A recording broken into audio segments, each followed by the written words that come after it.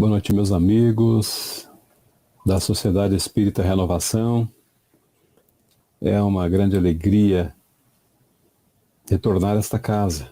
Já estivemos aí.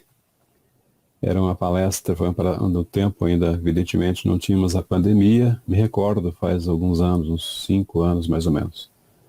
Estamos de volta para tratar hoje de um tema bastante, eu diria, oportuno para esses dias que nós vivemos aqui na Terra, em que muitos dos nossos amores se vão, fazem a viagem de retorno à espiritualidade, e a nossa missão hoje, o nosso objetivo, é fazer com que nós nos sintamos consolados, basicamente, essencialmente consolados, quando somos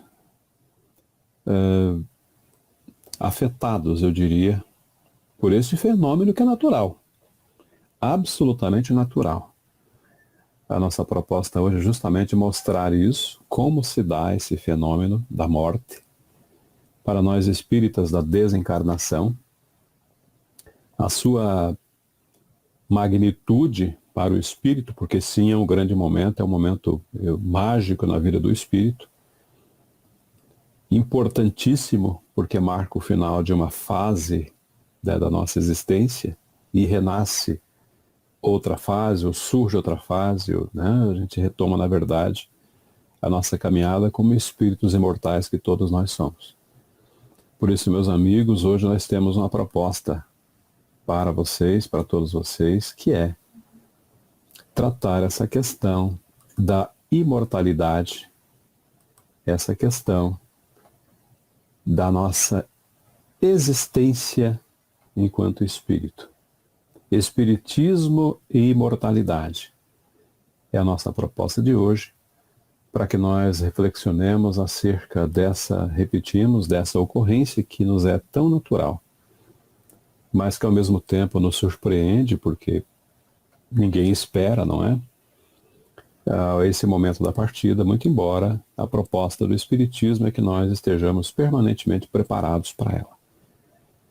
Nós então compartilharemos algumas telas, algumas lâminas, mas antes, porém, nós convidamos a todos para que juntos façamos uma prece de agradecimento a Deus, a Jesus, por essa oportunidade de estarmos aqui reunidos mais uma vez na SER, na Sociedade Espírita e Renovação. Estivemos aí na SER, fizemos parte desse centro espírita, mais ou menos uns 20 anos atrás. Ficamos uns 3 meses na SER. Poucas pessoas sabem disso, mas nós já participamos, já fomos integrantes dessa casa. E por isso nós estamos aqui novamente, com pensamento elevado, a Deus, a Jesus, pedindo a proteção, o amparo para todos nós, a nossa diretoria desta casa, aqueles que trabalham tão assiduamente, com tanto carinho, com tanto zelo, que nós sabemos, para manter esta casa funcionando, atendendo, esclarecendo, orientando, consolando, especialmente nesse período de pandemia. Nós pedimos a Deus, a Jesus, para que nos abençoe a todos, a sua diretoria executiva, seus trabalhadores, seus frequentadores, que por enquanto estão em casa, e nos seus lares, meus amigos, é lá aonde o Cristo vai fazer a visita nesse instante. Nós sempre pedimos em nossas preces, e pedimos também para que todos vocês sintam a presença de Jesus em forma de saúde e de muita paz. Que Jesus nos abençoe hoje e em todos os outros dias também das nossas existências. Muito obrigado, Senhor. Pois muito bem, meus amigos. Espiritismo e imortalidade. Quando nós falamos de imortalidade, quando nós lembramos a todos dessa nossa condição de seres imortais, a doutrina espírita tem as respostas, aquelas respostas que nós mais precisamos para que nós compreendamos esse fenômeno, esse processo. Na obra O Céu e o Inferno, na primeira parte, capítulo 2, Temor da Morte, nós nos deparamos já com informações bastante consistentes e convincentes. E consoladoras também, já que o nosso objetivo hoje é consolar. Para que todos nós compreendamos e aceitemos esse fenômeno que é tão natural né, que nos envolve a todos, do qual ninguém de nós, nenhum vai fugir, ninguém vai conseguir permanecer por aqui. Todos nós faremos um dia a nossa viagem à pátria espiritual, e esse é um fato inquestionável. Pois muito bem, meus amigos, a doutrina espírita transforma essa dúvida, né, essa perspectiva que nós temos quanto ao futuro. Antes de nos tornarmos espíritos, sermos espíritas, não, evidentemente que não todos, mas muitos de nós tínhamos dúvidas a respeito do porvir, não é? O futuro, depois. Como vai ser depois? O que vai acontecer depois? A doutrina espírita esclarece, transforma, dá essa certeza da vida imortal, né? E deixa de ser essa hipótese cai por terra. Tudo isso está na obra que nós mencionamos agora há pouco. O que era uma simples hipótese agora não é mais. O que era uma conjectura, né, uma elucubração, como dizia um colega nosso, já não é mais assim. É uma certeza, é uma realidade. É uma realidade que nós somos imortais, é uma realidade que todos nós passaremos por esse processo. É uma realidade, sobretudo, que nós não morremos. Nós não morremos. Allan Kardec, quando reuniu nas 5 obras básicas e depois na própria Revista Espírita e depois, um pouco mais tarde, tantos e tantos pesquisadores, né, aqueles ao tempo de Kardec, mais recentemente, outros trabalhadores como médiuns fantásticos como Chico Xavier, por exemplo, Divaldo Franco, Ivone do Amaral Pereira e tantos outros, trouxeram várias e várias obras com romances, com instruções, até com algumas revelações, por que não, a respeito do estado das almas depois de ter feito a passagem, depois de ter desencarnado. Allan Kardec usou essa metodologia da observação, da comparação, para chegar aos resultados que chegou, compilou, reuniu muitas informações, muitas comunicações, e nós temos a certeza absoluta, hoje, graças ao Espiritismo, que repetimos, uma hipótese, agora não é mais uma hipótese. Agora é uma certeza, nós temos a certeza absoluta de que nós somos aqueles seres que viemos para cá, para a Terra, por um período muito breve, deixamos a nossa morada permanente, né, que é a espiritualidade, e todos nós somos espíritos vivendo uma experiência material, e não o contrário, e sabemos que um dia retornaremos para casa, para o grande lar. Essa é a nossa sina, esse é o nosso objetivo, diríamos que é a coisa mais certa que todos nós passaremos um dia. Não é? Por isso nós temos que encarar a morte sempre com bastante otimismo, por que não? Né? Com essa certeza de que nós somos herdeiros de nossas ações, de nossas atitudes, de nossas conquistas, e que na espiritualidade nós vamos reaver todo esse patrimônio. Isso é muito interessante. Ergueu-se o véu. Quando se trata de revelação, ergue-se o véu. O mundo espiritual aparece-nos então na sua plenitude, ou na plenitude de sua realidade prática. Já não há mais a dúvida.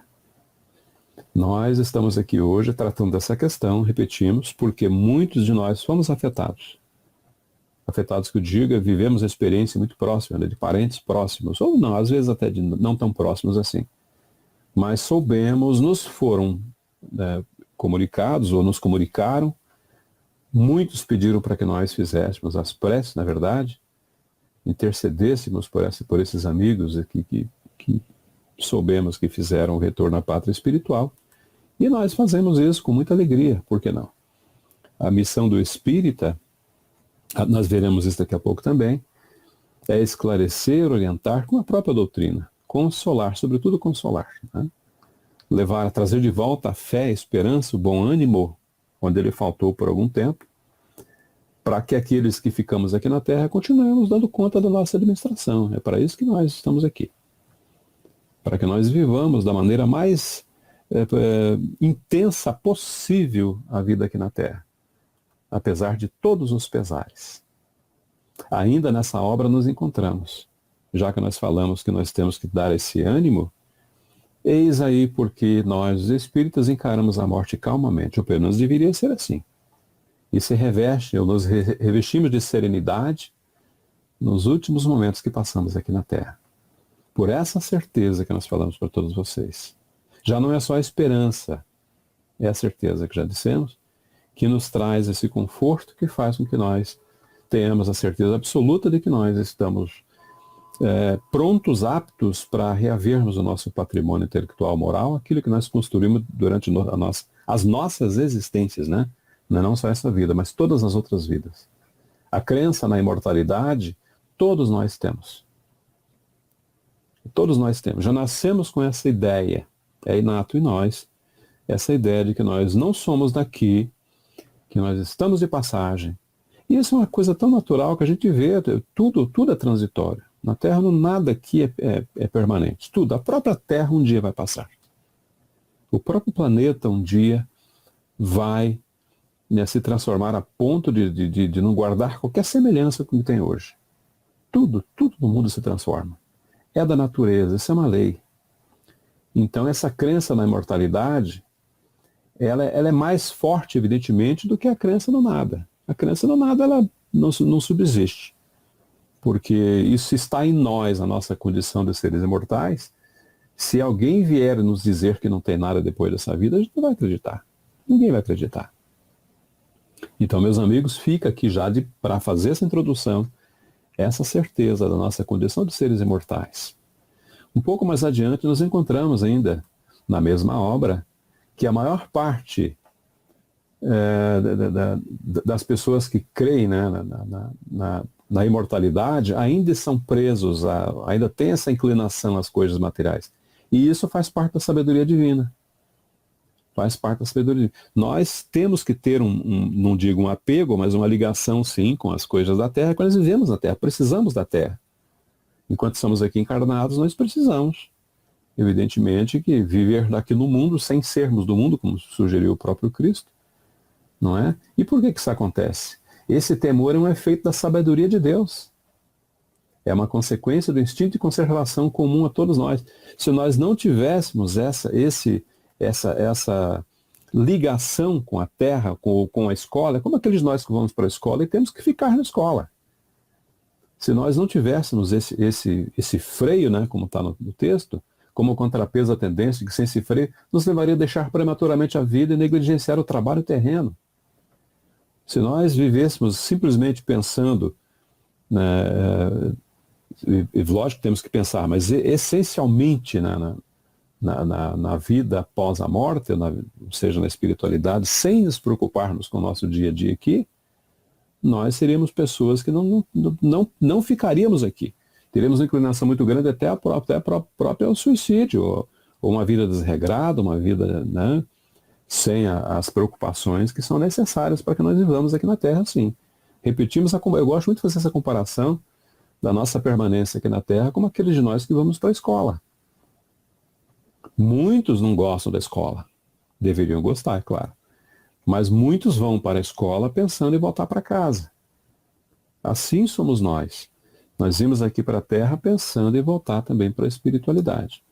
Não é, digamos, tão prazerosa a Terra no momento atual? Não é, nós sabemos que não é. Mas isso já foi avisado. O próprio Cristo nos disse que na Terra nós só teríamos aflições. Porque aqui não é um mundo ainda, né, de felicidade. Nós estamos caminhando para um processo, já está um processo bem adiantado, para eu diria, uma promoção do nosso planeta para o mundo de regeneração, mas esse processo não se completou ainda, ele está no começo, né? No mínimo a meio, né? Com a morte, quando acontece a desencarnação, nós voltamos para o mundo dos espíritos. Lá nós somos exatamente aquilo que somos aqui, por isso a importância de ocupar bem o tempo, né? Aproveitar bem aqui as oportunidades que aparecem, porque lá nós vamos, repetimos, já falamos algumas vezes, seremos aqueles que vamos receber a herança que nos cabe, a construção que nós fizemos. Para falar um pouco mais desse momento, dessa passagem, né, da vida física para a vida espiritual, nós temos uma sugestão aqui para todos vocês. É uma sugestão de um filme chamado Passageiros. Só que nós pedimos para que vocês... Bom, não vão confundir porque eu trouxe aqui... A gente antigamente chamava isso de cartaz, né? Eu trouxe aqui o cartaz do filme, né? Esse filme Passageiros, para que vocês não se equivoquem, porque tem um outro Passageiros que não guarda relação nenhuma com esse. Nós sugerimos esse, com a gente vê esses atores mais conhecidos, né, como a Anne Hathaway, por exemplo, né, que O Diabo Veste Prada e outras obras tantas que ela já fez, para que vocês vejam de uma maneira bastante artística, claro, a produção artística, mas guardam relação muito, mas muito próxima da realidade. Não vamos aqui fazer um spoiler do filme, evidentemente, mas trata-se de um momento em que as criaturas se desligam aqui da Terra pelo fenômeno natural da morte, e a maneira como eles se encontram, né, logo após essa passagem, é que é interessante. Ela tem uma surpresa muito grande no meio do filme. Repito, não vou fazer mais spoiler para não tirar a graça do filme. Mas fica a sugestão para que vocês vejam esse filme para falar a respeito da desencarnação. É muito oportuno. Pois muito bem, meus amigos. No Livro dos Espíritos, na parte 2ª, do Mundo Espírita ou Mundo dos Espíritos, capítulo 3º, eu gosto de dar um endereço assim que fica fácil de achar. Da volta do espírito extinto à vida corporal à vida espiritual, tem um momento da perturbação, que tem uma ligação muito forte com o filme que eu acabei de fazer a indicação. Esse filme, o tempo todo, ele vai falar a respeito dessa perturbação, de como os espíritos se identificam como aqueles que fizeram o retorno à pátria espiritual. E essa perturbação espiritual, ela acontece praticamente com todos nós. Aqueles espíritos mais avançados têm, sim, também, a perturbação existe.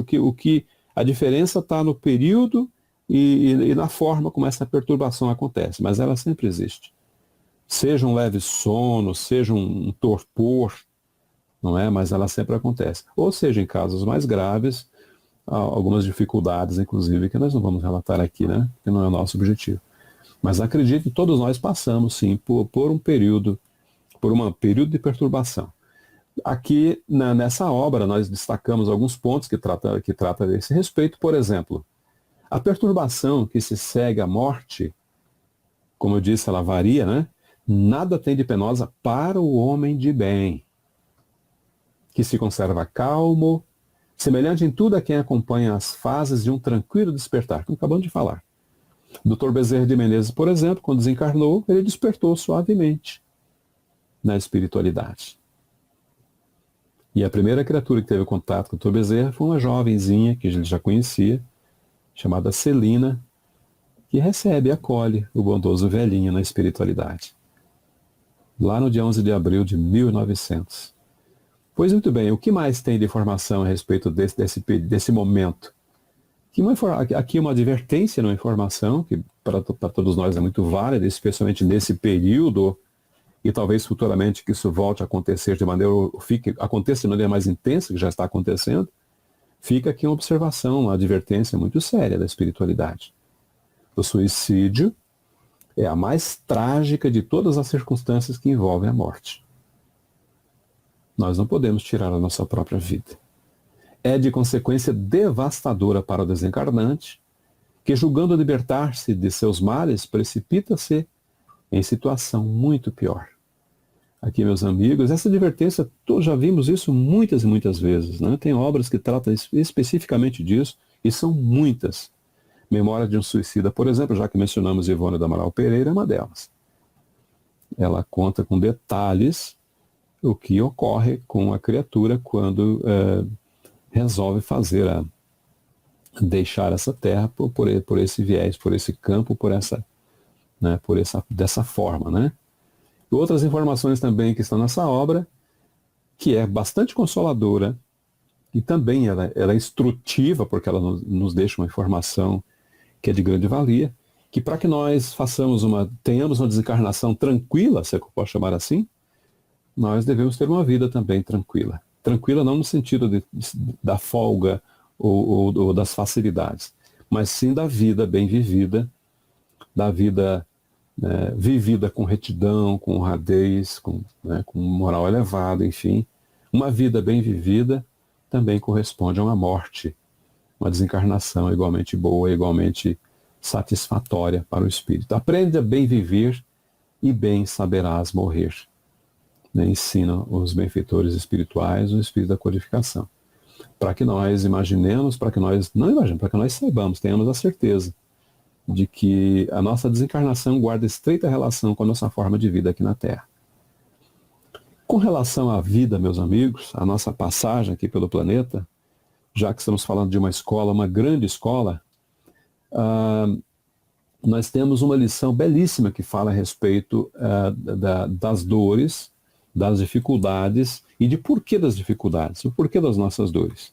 Esse livro, E para o Resto da Vida, de Wallace Leal Rodrigues, não sei se vocês conseguem ver ali, a nova edição está com uma capa diferente. Esse é da editora Clarim, de Matão, lá no estado de São Paulo, Matão, São Paulo. Tem uma lição nesse livro muito interessante, chama-se A Borboleta. Eu vou contar para vocês uma história que está aqui, só que ela vai ser contar um pouco diferente, mas é a mesma história. Que fala justamente a respeito da nossa vida aqui, do porquê nós sofremos, como se explica o sofrimento e por que ele existe na Terra. E como que nós devemos encarar esse sofrimento. A história da lagarta. Conta-se que, certa feita, um pai caminhava com seu filho, passeava com seu filho por um campo. E o livro é todo cheio de histórias morais, de cunho moral, assim, é muito usado por evangelizadores essa obra, inclusive, trabalhar com criança. E esse pai caminhava com seu filho e não perdia uma oportunidade de dar uma lição, de ensinar alguma coisa para o seu filho. Pois muito bem, chegou um dado momento que ele foi até um campo, um jardim, um bosque, coisa parecida, e se depararam com essa imagem, que eu vou colocar para vocês na tela aqui. Se depararam com essa imagem de uma pupa, né? É um casulo, e mostrou para o filho e disse que ali tinha um ser em desenvolvimento, um ser crescendo dentro, uma futura borboleta. E como ele se movimentava, aquele serzinho se movimentava dentro desse casulo, e o pai só observando. O filho falou assim, vamos ajudá-lo. Vamos tirar ele daí, porque ele deve estar sofrendo, está se movimentando. Vamos ajudar esse ser. E o pai ficou observando. Ele sacou de um canivete, destacou aquele casulo, né, destacou ali do galho, e com o canivete abriu esse casulo. Quando abriu, foi rasgando aquilo com o canivete, aquela borboleta, ainda num processo de formação, saiu do seu envoltório, caiu no chão, toda disforme ainda, com as asas ainda toda travada, né, todas travadas as asas, caminhou um pouco, rastejou um pouco mais, e foi rastejando, e de repente o pai e o filho assistiram à morte daquela criaturinha. E o filho ficou impressionado com aquilo, o pai lá morreu. E o pai lhe disse o seguinte, pois é, meu filho, assim é a nossa vida. Nós passamos por um tempo dentro de um casulo, se referindo ao nosso corpo, o espírito dentro do nosso corpo. Esse casulo é disforme ainda, ele não tem forma, ou ele tem uma forma que não é aquela que nós desejamos no sentido da diferença, da distância que nós estamos de uma vida espiritual. Nós passamos por tormentos dentro desse casulo, o pai explicando para o menino. Se nós deixarmos esse casulo precipitadamente, aí vem a questão do suicídio para a qual nós fazemos alerta, nós voltamos para a espiritualidade incompletos. Quando você rompeu esse material que estava cuidando da futura borboleta, na verdade você pensou que ela estava sofrendo, mas ela não estava sofrendo. O movimento que ela fazia dentro desse casulo fazia com que a seiva circulasse pelas suas asas, pelo seu corpo, enfim. E quando chegasse o momento certo, disse o pai, esse material se romperia naturalmente e ele sairia dali fortalecido, forte, voaria, alçaria voo, enfim, ganharia liberdade, ganharia vida.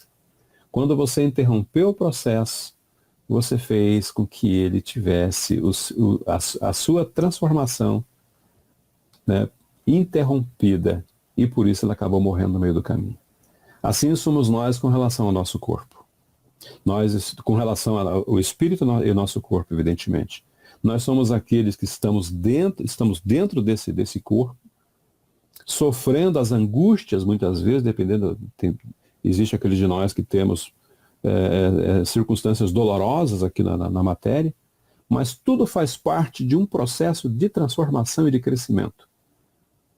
Porque quando nós deixarmos esse corpo, nós estaremos libertos, livres, porque o período que nós passamos junto dele foi um período de grandes e profundos aprendizados, ou de grande instrução, de grandes ensinamentos. Vejam, por exemplo, o que diz esse texto. A sorte da lagarta é que ela sabe, daquelas que completam o seu ciclo, que não vem alguém, né, para interromper. A sorte da lagarta é que ela sabe que é assim. Por isso, junta forças para se tornar melhor, envolve-se em um casulo quente, apertado, feio e solitário. Mas é ali, exatamente ali, que ela se modifica. A comparação é belíssima, né, meus amigos? É exatamente no trânsito da vida, nesse carro que nós ocupamos agora, que nós vamos fazer o nosso processo de crescimento. É aqui que nós vamos aprender, é aqui que nós vamos nos desenvolver, é aqui que nós vamos nos preparar para retornar à pátria espiritual. Eu digo isso porque a próxima lâmina mostra bem isso, para que vocês tenham uma ideia de o porquê que nós passamos por todo esse período, essa grande fase de preparação para o retorno à espiritualidade. O que vocês veem aí parece um contrassenso, né? A desencarnação, mas o ser está nascendo? Sim, é exatamente essa a ideia. A imagem, o símbolo que carrega um processo de preparação de uma borboleta é exatamente o que acontece conosco. Por um tempo nós nos arrastamos aqui na Terra, um período nós nos preparamos, um período mais longo, nós nos preparamos, diferentemente da borboleta, um período mais longo de preparo nosso, né? Até que um dia nós deixamos o nosso corpo e nós desencarnamos e nós reentramos na vida espiritual, que é a vida verdadeira, perene, a vida imortal. Todos nós estamos aqui na Terra exatamente para isso, para passar por esse processo de transformação. Por isso, quando nós, no comecinho da nossa exposição, falamos que aqueles que fizeram o retorno à pátria espiritual estão assim agora, livres. De acordo, evidentemente, também já mostramos, com a forma como viveram, como encararam a vida, como aproveitaram as oportunidades. Essas pessoas todas estão na condição dessas borboletas, livres. E todos nós estaremos nessa condição um dia. Na condição também de seres livres, de seres libertos da matéria, senhores de nós mesmos, resgatando todo o nosso patrimônio, repetimos, intelectual e moral. Isso é maravilhoso.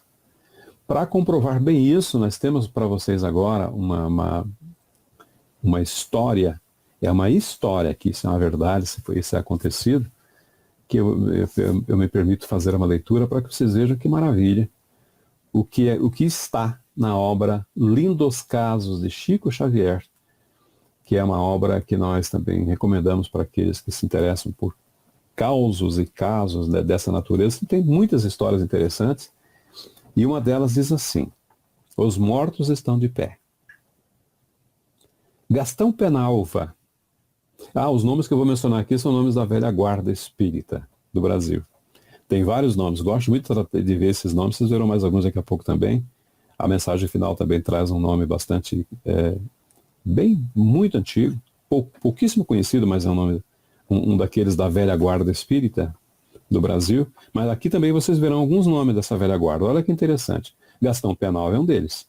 Escritor de raça, pseudônimo de conhecido e estimado oficial da nossa Marinha de Guerra, há pouco desencarnado, pelo Jornal do Brasil, do dia 4 de outubro de 1939, escreveu com o título A Humberto de Campos, eles eram muito amigos, Onde Estiver. Escreveu uma bela página para Humberto de Campos, que houvera desencarnado recentemente, em que, exteriorizando seu estado de alma de homem bom e incompreendido, reviveu para o grande colega de arte, agora na espiritualidade, o programa doentio na Terra. Ele fez uma série de relatos falando de dificuldade aqui na Terra. Terminou a carta, a homenagem a Humberto de Campos, pedindo-lhe desculpas por lhe haver perturbado o sono, e deu-lhe um saudoso até logo. Pois bem, no dia 6 do mesmo mês e ano, foi dia 4 de outubro de 39, no dia 6, 2 dias depois, O Chico Xavier, que nada leu e nada sabia, recebeu a resposta do espírito Humberto de Campos para o seu querido amigo Gastão Penalva.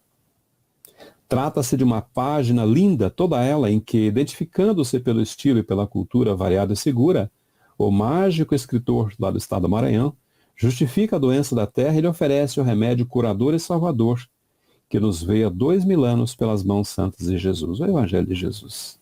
É uma página magistral, como somente ele, Humberto, sabia e sabe escrever. Chico, então, enviou essa carta a Febe, a outro nome, por intermédio de Manuel Quintão, que lhe tirou uma cópia e fez chegar o original às mãos do destinatário. E Penalva recebeu essa carta, então, essa mensagem do Humberto de Campos. Gastão Penalva, segundo se soube, surpreendeu-se ao recebê-la e, quando a leu toda, chorou de alegria e de consolação. Tanto mais por identificar seu querido colega morto e ganharia a certeza de que a imortalidade é um fato. As duas cartas literárias constam do magnífico livro Novas Mensagens, editado pela Febe. Gastão Penalva, mais tarde, espalhou a notícia, né, que tinha recebido a mensagem e tal. E particularmente contou o caso com minudências a seu colega João Luso. Era um amigo dele de trabalho, mas era descrente das verdades espíritas, que logo depois de ouvir, disse assim para Penalva: isso é um sonho, não acredito que os mortos vivam. Disse João Luso a Gastão Penalva. Bem, um dia você terá uma prova, disse Penalva para João Luso. Espere e você vai ver. Passou-se o tempo. Ambos ficaram doentes, Gastão e João Luso. E Gastão, sem que o João Luso soubesse, desencarnou. Logo que melhorou e pôde sair, João Luso foi ao Jornal do Brasil, onde ele era colaborador, para pôr em dia os seus escritos. À entrada, quando ele estava chegando no jornal, vem-lhe ao encontro alguém, o abraça, aperta as mãos. E João Luso despede-se do amigo, apreensivo, por verificar que ele estava pálido com as mãos geladas.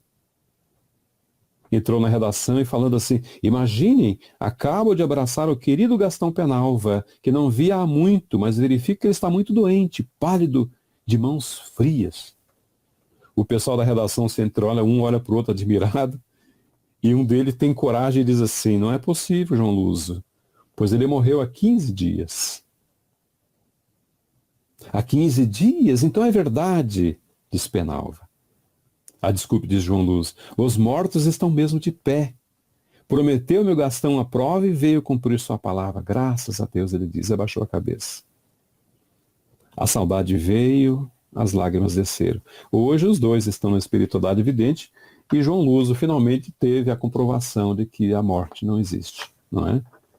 Porque o próprio amigo voltou da espiritualidade para, como ele era prometido, para comprovar que a morte não existe, que todos nós somos seres imortais. Essa é uma lição bem rápida para que nós, só para deixar isso de maneira bastante clara para todos nós, que realmente nós somos seres imortais e que nós podemos e temos muitas comprovações, as obras espíritas estão aí para comprovar bem isso.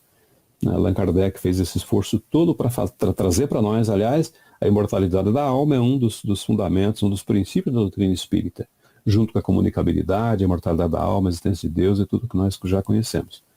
Pois muito bem, meus amigos, para que nós nos encaminhemos já para o nosso encerramento, nós sempre trazemos uma mensagem final, né? A gente prepara um slide ou coisa parecida, mas hoje nós não trouxemos um slide.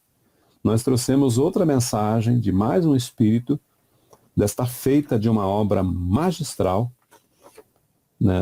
A primeira obra, na verdade, psicografada pelo nosso Francisco Cândido Xavier, que é um poema, é um soneto, na verdade. É um soneto de um espírito chamado Lucindo Filho. Lucindo Filho tem quero que vocês me vejam aqui para que a gente faça uma breve biografia. Ele nasceu em Minas Gerais, no estado de Minas Gerais, no dia 16 de agosto de 1847. Essa mensagem está em Parnaso de Além-Túmulo, evidentemente tinha que ser bem antiga a mensagem, a vida desse espírito. E faleceu em Vassouras, no estado do Rio de Janeiro, em 1896. Repito, nasceu em Minas Gerais, 1847, Ele desencarnou no Rio de Janeiro em 1896. Ele era médico, jornalista, compositor e musicista e tradutor renomado.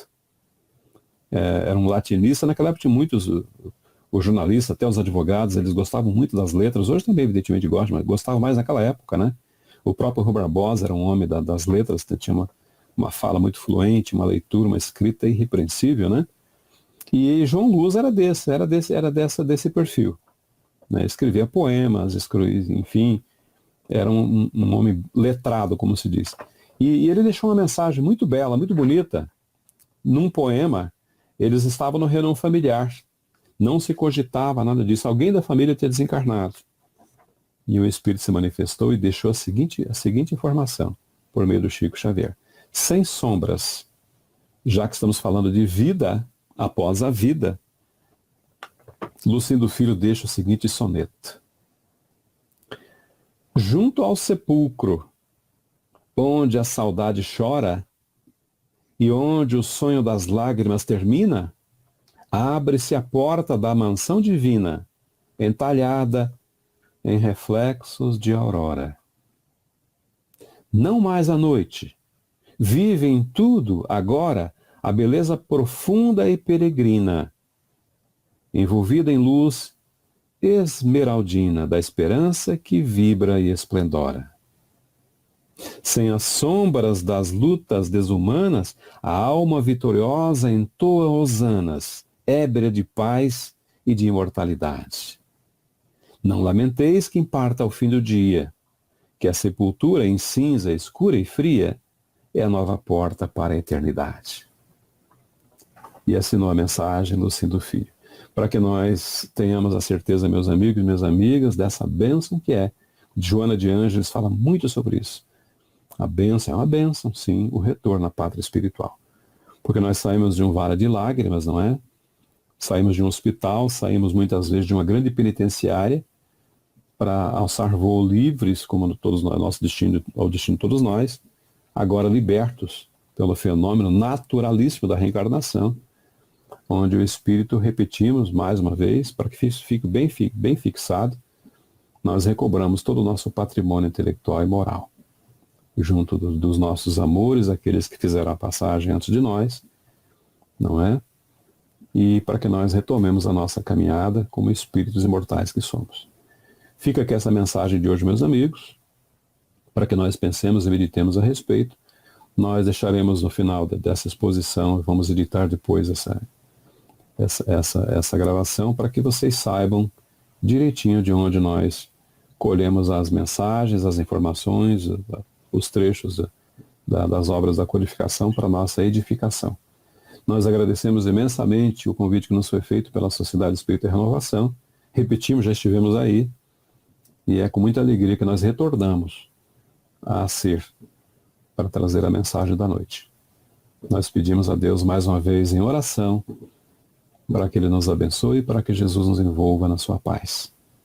Para que todos nós, aqueles que sabemos, que conhecemos, pessoas que passam pelas dificuldades oriundas decorrentes dessa grande pandemia, que nós sejamos capazes de levar a eles o consolo, a esperança, a fé, a certeza da mão amiga, do abraço de Jesus para todos nós, nos fortalecendo, nos amparando e nos dando a condição que nós necessitamos para o enfrentamento das nossas dificuldades diárias.